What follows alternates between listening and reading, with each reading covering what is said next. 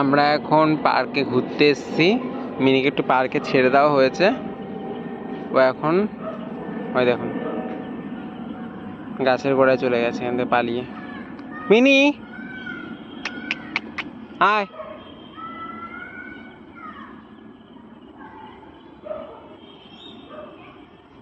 কোথায় গেল মিনি? ওই দেখুন হরিণ হয়ে গেছে, হরিণের মতো লাফাচ্ছে। Mini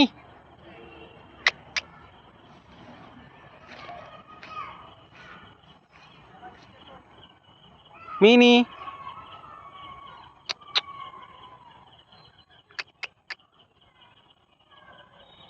mini